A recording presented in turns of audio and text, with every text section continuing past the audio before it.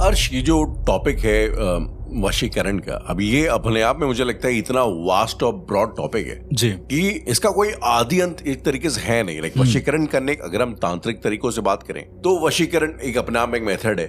In general अगर आप देखें तो वशीकरण या किसी को इन्फ्लुएंस करने के लिए चीजें लोग जमाने भर से हर कल्चर में कुछ ना कुछ करते आ रहे हैं जी। इनफैक्ट नेचुरल बायोलॉजी में, एवोल्यूशन में इस किस्म की चीजें होती हैं। आप अगर किसी मोर को देख लो, जब मोर जो है अपने प्रजनन के मौसम में होता है तो अपने पर फैलाता है और वो एक तरीके का ट्रांस क्रिएट करता है मोरने के लिए। अगर आप, मतलब मुझे ऐसा लगता है, अगर आप इसको अगर कभी नेट जियो में या अगर कभी मौका मिले लाइव कभी देखोगे तो मोर को नाचते हुए, और आप उसमें अगर खो जाओगे तो इतना ट्रिपी होता है यार वो पूरा जो सीन होता है ना, उसके मोर पंख और ये, और दैट टू इमेजिन करो उसका कलर भी वैसा ही होता है। कलर वैसे होते हैं, कलर होते हैं। अगर आप देखो, आप इमेजिन करो जंगल का बैकड्रॉप, जंगल का बैकड्रॉप है और पूरा बैकग्राउंड पूरा हरा है, और हरा में एकदम कॉन्ट्रास्ट कलर नीले का, वो भी डार्क नीले का आपके सामने फैला हुआ है। तो ये कितना इंचेंटिंग होगा एक मोरनी के लिए, एक जानवर के लिए, अगर आप उस तरीके से देखो तो। सांप, अगर आपने अगर वो फिल्म देखी हो कराटे किड वाली, उसमें बड़ा फेमस सीन है जब वो जाता है, वो टेंपल में जाता है और वहां पे एक आदमी सांप के सामने प्रैक्टिस कर रहा होता है। तो ये लाइक यू नो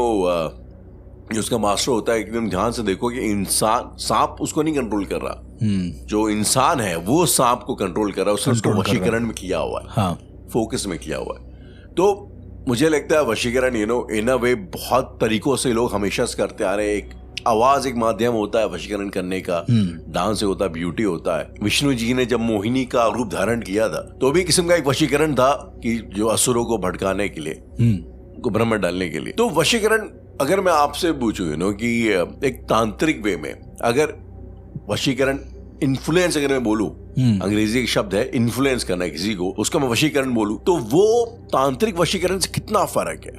बहुत फर्क है। तांत्रिक वशीकरण में मतलब और ऊर्जाएं लगती हैं। ऐसे आप जो बोलते हैं कन्विक्शन पावर जो होती है आपकी, बेसिकली वो एक हद तक होती है उसकी, मतलब उससे बाहर निकलने के तरीके होते हैं। तांत्रिक वशीकरण से बाहर निकलने के तरीके नहीं होते हैं, बस दोनों में फर्क ये है। जैसे आपने अभी मोर की बात करी और वो ट्रांस में चले गए, तो वो आपके अपने खुद के ऊपर है। अगर आपको पता है कि आप इस दुनिया में हो, आपको पैर में कुछ चुभ जाता है उसी दौरान, तो आपको एहसास होगा और आप चाहे जितना भी मोर नाच रहा अपनी ट्रांस में वापस आओगे, आपको दर्द होगा, आप पैर में पट्टी वट्टी बांधोगे, मान लो कुछ चुभ जाता है मोर को देखते हुए। लेकिन तांत्रिक वशीकरण में ऐसा नहीं है। तो क्या ये कहना सही होगा कि तांत्रिक वशीकरण में इनफैक्ट आपकी बॉडी के नर्वस सिस्टम में भी किसी और का काबू हो जाता है? जैसे नॉर्मल इसमें आपके नर्वस सिस्टम एक्टिव है, यार आपको चोट लगी होगी तो दर्द होगा, उसकी बॉडी रिस्पॉन्ड करेगी, अचानक से आप जाग जाओगे, लेकिन उसमें वो भी नहीं होता। बिल्कुल नहीं होता। मैं एक छोटा सा केस बताता हूँ इसको लेके, और ये केस मैंने सुना था। अभी इसमें क्या है कि जंगल में ना, जैसे कुछ लोग, वो जो बंजारे लोग रहते हैं, ऐसे अकेले अकेले जाके फैमिली होती है, फिर वो शहर आते हैं, करतब बरतब दिखाते हैं, वापस से चले जाते हैं। तो पता नहीं कोई तो वहाँ पुरुलिया की बात है, तो वहाँ पर जंगल में कुछ अपनी ट्राइब रहती होगी, अपने आराम से वो लोग रहते थे और शहर आके पैसा वैसा कमा के चले आते थे, अन्न वन्न लेके अपना यहाँ से। अब हुआ क्या कि वो जिस जमीन पर रहते थे वहां पर शायद किसी की नजर पड़ी, पुलिस वाले की या जो भी होगा, कि ये लोगों ने बेवजह हथियार रखी है, ये भाई मतलब सरकार के अधीन है, तुम यहाँ ना रहो। तो उन लोगों को बोला। अब एक बड़ी अजीब सी चीज हुई, जितने भी ऑफिसर्स गए जी वो मरे हुए आए, मतलब उनकी बॉडी पूरी बेकार मिली, ऐसा लग रहा था किसी जानवर ने चबा लिया उनको। ये केस मैंने भी सुना हुआ है, पुरुलिया वाला। बहुत केस आए थे पुरुलिया में इस तरीके से कि कोई ऑफिसर जाता था या फिर वहां पर जंगल माइनिंग वगैरह होती थी ना वहां पे, शायद से, हाँ, लोगों को वहां पर जो अधिकारी होते थे, जंगल अधिकारी के जितने भी क्रू होते थे, उन सब की लाशें मिलती थी। तो लोगों को लगता था कि जो बंजारन रह रहे हैं यहाँ पर, इन लोगों ने शायद कुछ इस तरीके से मार दिया है। और जैसे आपने वो देखा है छत्रपति शिवाजी के हाथ में जो बागनक था एक तरीके का, तो वो 3 तरह के क्लॉज होते थे, उसको उल्टा करके मारो तो आपको 2 लगेगा, फिर आपको नाखून की तरफ से मारोगे तो 3, जैसे शेर पंजा मार रहा हो उस तरीके से लगता है। तो उन लोगों के पास वो भी थे, वो लोगों ने जंगली जानवरों से रक्षा के लिए रखा हुआ था अपने पास। अब लोगों को लगा कि जो अधिकारी मर रहे हैं या फिर जो क्रूज मर रहे हैं वहां जाके, उन्हें ये लोग इसी से मार रहे हैं, मार के बॉडी छोड़ क्यों रहे हैं, सवाल ये है। जैसे उदाहरण के तौर पे आप उनकी सीमा के पास खड़े हैं, सीमा पे ही उनकी बॉडी मिलती थी हमेशा, ऐसा भी नहीं है कि बॉडी कहीं मतलब दूर जंगल में कहीं पड़ी या फिर खो गई, एक तरीके से बॉडी भी तुमको वहीं एकदम मरी हुई मिलती थी। ओके। तो लोगों ने ना फिर इसको और ज्यादा रिसर्च करना चाहा। अब हुआ क्या, एक रात शायद कोई स्टिंग ऑपरेशन के तहत लोगों ने देखा कि बंजारे तो कुछ नहीं कर रहे हैं, तो वहां पर एक बेसिकली एक अधिकारी गए और उन्होंने बोला कि साहब हमारी जमीन हमें रहने दो यहाँ पे, हम चले जाएंगे थोड़े दिन बाद। हमें ट्राइबल लोगों ने बोला? ट्राइबल्स भी नहीं होते हैं यार, वो मतलब आम इंसान ही होते हैं, बट वो लोग जंगलों में रहते हैं। कहने का मतलब ये है, उनके पास अपना खुद का घर नहीं होता है। अरे जो स्लम्स में जो बेसिकली होमलेस टाइप के जो लोग होते हैं, तो उन्होंने दूर से देखा कि वो आदमी वहां पर जो उनका मेंबर गया था वो केवल उनसे बात करता है फिर लौट रहा है। अब जब वो लौट रहा है तो सीमा पे खड़ा हो गया, ये दूर से देखा जा रहा है। ओके। वो सीमा के पार आ ही नहीं रहा है, वो वहीं खड़ा हो गया और एकदम स्ट्रेट, मतलब उसकी बॉडी मूव ही नहीं कर रही है और खड़ा होके मतलब ना हिल रहा है ना कुछ कर रहा है। रात को 10 बजे के बाद वहां पे मोस्टली लोग बाहर नहीं निकलते हैं क्योंकि वो जंगलों में शेरों का और बाघ का खतरा ज्यादा रहता है। तो वहां के क्रू वाले उनको बुला रहे हैं कि सर आप आइए, सर आप आइए। वो एकदम नम होके खड़ा हुआ है, उसको कुछ समझ में नहीं आ रहा कि क्या हो रहा है आपस में। अब हुआ क्या कि एक आदमी जैसे ही बढ़ता है उसको लेने के लिए, दो मतलब जंगली जानवर आते हैं, कुछ भी होता है, शेर होता है या जो भी होता होगा, उसका पैर पकड़ते हैं, सीधा उसको ले जाते हैं। ओके। अब क्या होता है, इन लोगों ने ये सोचा कि सुबह तक रुक के देखेंगे कि क्या हुआ। तो ये लोग क्या देखते हैं, करीब 1-8 घंटे के बाद वो जो अधिकारी वो किसी तरीके से दोनों हाथों के बल चलते हुए घिसटता हुआ यहाँ तक आया और वहीं सीमा के पास आके रुक गया। मतलब एक इंसान होता है ना कि उसको पता है कि भाई हम थोड़ा और आगे जाएंगे तो हमें हमारे साथी मदद कर देंगे, वो आगे जा भी नहीं पा रहा, वो उसी सीमा पे उसी घायल हालत में रुका हुआ है। ओके। फिर इनके सारे साथी गए, उसको उठा के लेके आए तो वो मरने की हालत में था। उसने बताया कि मुझे होश ही नहीं था। उन लोगों से बात करने के बाद जब मैं सीमा तक आया हूँ, मुझे लगा है मेरे सामने कुछ है ही नहीं, मेरे सामने मेरे बचपन की बातें चलने लगी थी, तो मैं वहीं रुक गया था। उसने इतना बताया, उसके बाद वो मर गया। मतलब शेर खा जाएगा उसको, कौन जिंदा रहेगा। मतलब बहुत गंदी हालत में आया था वो घायल होते हुए। ओके। तो अब ये हुआ कि उसको कुछ समझ में नहीं आ रहा है। कुछ लोगों ने ये सोचा कि शायद वो जो बंजारे जो फैमिली रहती थी उन्होंने कोई वशीकरण कर दिया है एक तरीके से। ओके। बाद में पता चला कि हाँ, जब उन बंजारों की फैमिली के पास जा रहे थे तो वो लोग कुछ ऐसा मंत्र कह रहे थे, कुछ ऐसा मंत्र बोल रहे थे। मतलब क्या होता था कि ये अधिकारी लोग जाके उनको बोलते चलो चलो यहाँ से, तो वो कंधे पे हाथ रख रहा था बार बार। ओके। ये एनालाइज किया गया, अब ऐसा है कि नहीं वो नहीं पता, ये एनालाइज किया गया और उसके बाद इंसान वशीभूत हो जा रहा था उनके। और तो ये बंजारे वाले बोल रहे थे कि जाओ अब सीधा सीमा पे खड़े हो जाओ। वो इंसान जाके वहीं खड़ा हो जा रहा था। ऐसा एनालाइज किया गया कि ये लोग जो थे वो वशीकरण में बहुत एक्सपर्ट थे एक तरीके से, क्योंकि जो जाता था वो उसके साथ यही होता था। और वशीकरण करने के बाद उनके साथ हो क्या रहा था, बेसिकली करवाया क्या जा रहा था? कुछ नहीं, बस ये बोला था कि यहाँ से जाओ और सीमा पर खड़े हो जाओ। जो इस अधिकारी के साथ हुआ कि वो वहां जाकर खड़ा हो जाता था खाली, और सीमा पे खड़े रहोगे, वहां तुम्हें कोई ना कोई जंगली जानवर आके खा के चला जाएगा यदि तुम किसी टेंट में या किसी घेरे में नहीं हो तो तुम्हारे आसपास कुछ नहीं। का ये एक तरीका था ताकि तुम लीगली फंसो भी नहीं। हाँ, एग्जैक्टली, सफाई भी हो जाए। तो ये बहुत खतरनाक तरीका था। और वो बंजारे शायद आज तक रहते हैं वहां पे, आज भी उस एरिया में। मेरी एक दोस्त है स्नेहा, वो बताती है कि आज भी उस एरिया के अंदर कोई जाता नहीं है। कुछ ऐसे, वो जमशेदपुर की है बेसिकली मेरी दोस्त जो है, तो उसने बताया कि पुरुलिया वाले जंगलों में आज भी एक पर्टिकुलर एरिया है जहां पर लोग नहीं जाते हैं।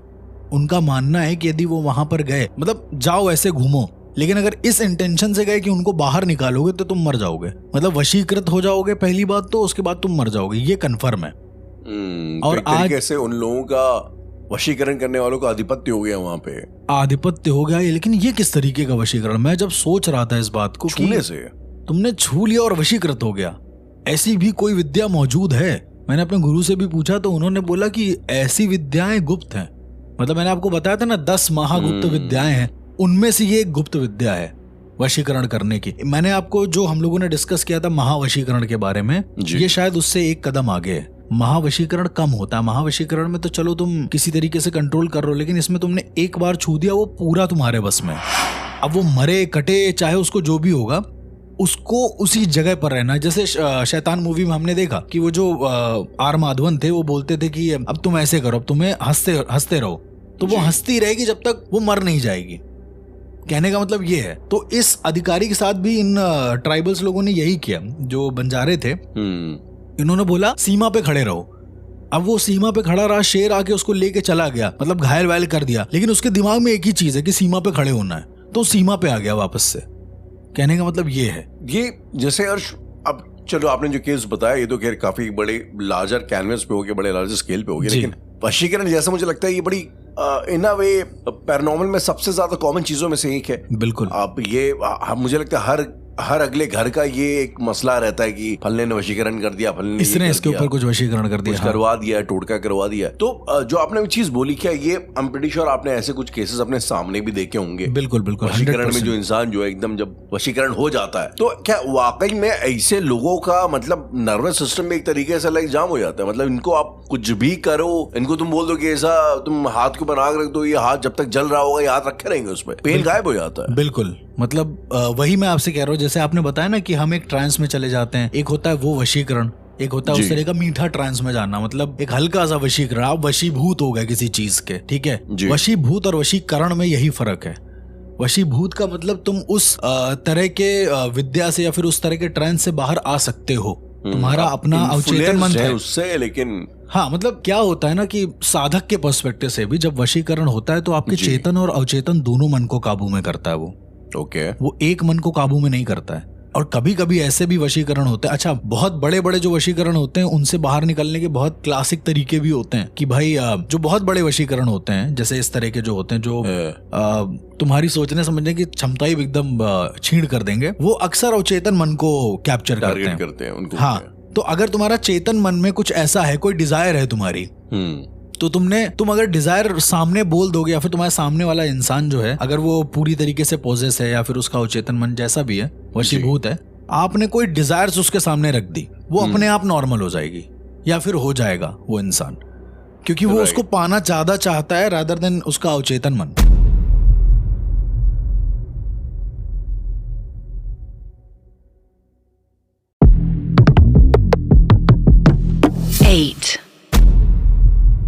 अर्श, अगर मैं आपसे ये पूछूं कि वशीकरण में और हिप्नोटिसिज्म में क्या फर्क है, मतलब सम्मोहन और वशीकरण में क्या फर्क है?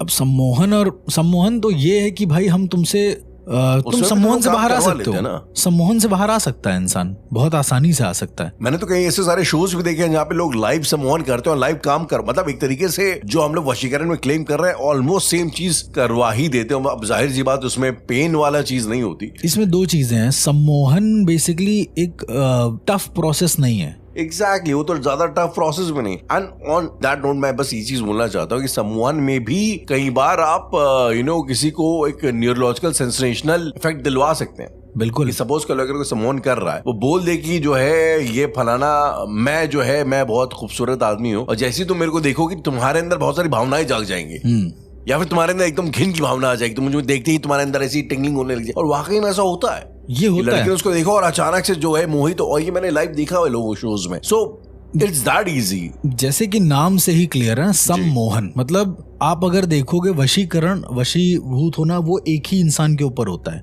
बट जब सम्मोहन होता है तो वो बाहरी ऑब्जेक्ट को भी आपके दिमाग के हिसाब से घुमा सकता है। बट वही वाला, दोनों में प्रोज एंड कॉन्स है। सम्मोहन से बाहर निकलना इजी है जी, एक तो वॉलंटरी और इनवॉलंटरी भी है शायद से, मतलब सम्मोहन में आप अपनी मर्जी से सम्मोहित होते हैं, कई बार कह रहे हैं आप अपना मतलब अपनी विल पावर खुद बोल रहे हैं कि हाँ भाई मैं सरेंडर करता हूँ तुम्हारे आगे। हाँ, कुछ वैसा। और लोग करवाते हैं सरेंडर। नहीं, मैंने कुछ ऐसे लोगों को भी देखा जो ऐसे नहीं करते हैं। मोहन की जो क्रिया है बेसिकली, जो षटकर्मों में से एक है, तो जो मोहनी विद्या है या फिर मोहन की क्रिया है वो यही तो होती है। मतलब मैंने एक टीका बनाया, इसका शास्त्रों में वर्णन है प्रॉपर बाकायदा।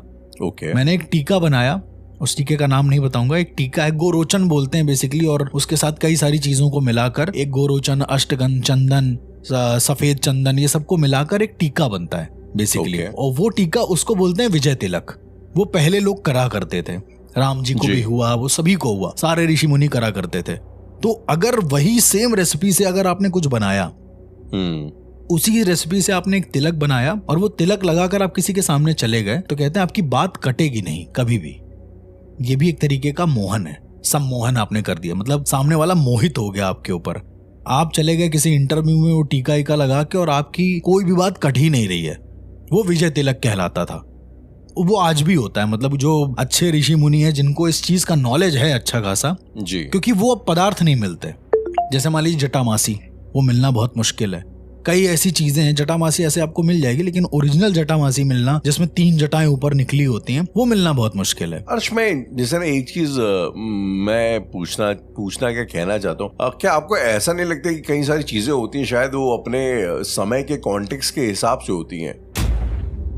जैसे जैसे मेरा मतलब कि आज के टाइम में जब आपके पास लाखों ऑप्शंस मौजूद है परफ्यूम्स के, तो आपके लिए कोई स्मेल यूनिक नहीं होती। लेकिन अगर आप आज से 1000 साल पहले की बात करेंगे और कोई आपके सामने सपोज कर वो लेके आ जाए, कस्तूरी मृग की जो कस्तूरी होती है जी, अगर आप वो ले लें, आप उसको सूंघ लें। मुझे याद है जब मैं राम अशोक जी से मिला था और उन्होंने मुझे वो दिया था, अगर तगर दिया था, अगर तगर। उसकी इतनी रूहानी, इतनी स्पिरिचुअल उसकी महक है, मतलब मैं अभी भी, मेरे को कई बार सपनों में मैं मेडिटेशन करता हूँ, अचानक से मुझे उसकी स्मेल याद आने लग जाती है, इतनी प्योर उसकी महक। तो शायद उस टाइम पे शायद ये सब चीजें क्योंकि रेयर होती थी, दी जाती थी, तो बोला जाता था कि ऐसा सूंघोगे तो ये हो जाएगा। प्रोबेबली अब क्योंकि इतने सारे ऑप्शंस अवेलेबल हैं और आपके सेंसेस को भी आदत लग गई है, तो अब may be it's not that effective. I mean नहीं, अभी भी जैसे आपने बोला कि आपको इफेक्ट करा वो, तो अभी भी इफेक्टिव है वो चीजें आज भी इफेक्टिव है। आज के टाइम पे भी अब वशीकरण करने के लिए, जैसे आपने अगर तगर का नाम लिया जी, तो पहले इसका भी इस्तेमाल होता था। ये भी चीजें, ये आप वही कह सकते हो मिला जुला मिश्रण है किसी चीज का, कि मतलब आपको ट्रांस में तो डाल ही रहा है, पर कुछ मंत्रों के जरिए आपके अवचेतन मन को भी कंट्रोल कर रहे हैं। वो जो ट्रांस होता है वो आपके कॉन्शियस ब्रेन पे केवल असर करता है। ट्रांस आपको सिर्फ प्रेजेंट की दुनिया के से थोड़ा सा विमुक्त करता है, पर आपको अंदर ही अंदर पता होता है कि भाई हाथ कैसे चलाना है, हम चल कहाँ रहे हैं, खड़े कहाँ हैं, वो तो आपका अवचेतन मन कंट्रोल कर रहा है ना, तो वो तो सब पता है। जब वशीकरण होता है तो आपका ना अवचेतन काम करेगा ना चेतन काम करेगा। फिर मतलब आप कांटों पर चलो, आप कहीं पर भी दौड़ो, उससे किसी को कोई मतलब नहीं। एक लड़की थी, अब उसका एक बॉयफ्रेंड था बेसिकली, तो जो भी हुआ होगा दोनों में बहस वहस, तो कुछ मैं यहाँ पर मतलब बड़ा वैसा नहीं हो रहा हूँ, लेकिन हाँ वो लड़की जो थी वो उसको बहुत ज्यादा पाने की चाह थी, उसको उसके बॉयफ्रेंड, तो उसकी शादी लगी। ओके ठीक है। अब हुआ क्या कि इस लड़की को किसी से पता चला वशीकरण। अच्छा, ये लड़की एक स्कूल, जिस स्कूल में मैं जाता था उस स्कूल में टीचर थी।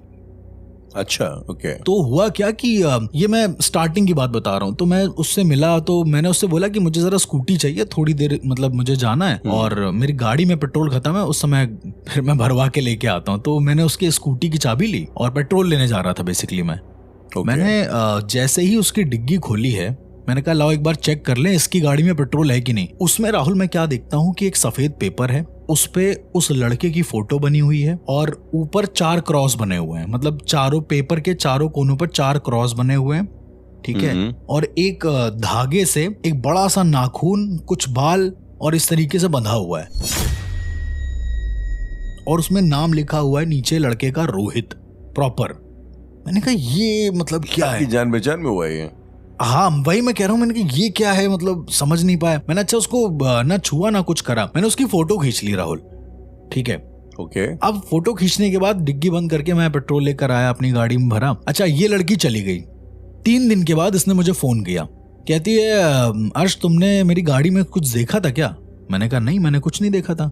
मैंने झूठ बोल दिया कि मैंने नहीं देखा। वो बोली देखो मैं जो कर रही हूँ मुझे करने दो, उसके बीच में बिल्कुल भी अड़चन ना बनो। ऐसा उसको एहसास हो गया था कि आपने उसको एहसास हो गया था कि मैंने देख लिया, जबकि पॉसिबल ही नहीं। मैंने डिग्गी खोल के सीधा बंद कर दिया था। मैंने कहा मैंने कुछ नहीं करा और आई एम सॉरी अगर आप तुमको ऐसा लग रहा है तो। अच्छा हम लोग दोस्त भी अच्छे थे। इसके बाद इसने क्या काम किया कि मुझे क्या पता चलता है कि इसके बॉयफ्रेंड की शादी टूट गई है, ठीक है। ओके। तो हो सकता है किसी रीजन की वजह से टूट गई हो। इसके बाद अब उसी स्कूल में मैं जा रहा था, 1 महीना मुझे जाना था। उसके बाद इसका जो बॉयफ्रेंड था जिसकी शादी टूटे हुए 1 दिन हुआ था, अगले दिन वो लड़का आने लगा स्कूल के बाहर। ओके। अब ये निकलती थी, ये भाव नहीं देती थी, मतलब ये प्रॉपर दुत्कार रही है, ये दुत्कार, उसी स्कूल में वो टीचर थी ना। ओके। तो उसको दुत्कार रही, कह रही निकल जाओ यहाँ से। वो कह रहा प्लीज प्लीज मुझसे शादी कर लो, मुझसे शादी करो। मतलब उसकी 1 दिन पहले शादी थी, शादी टूटी, अगले दिन वो आ गया ये चीज कहने। ये बड़ा सरप्राइजिंग था मेरे लिए।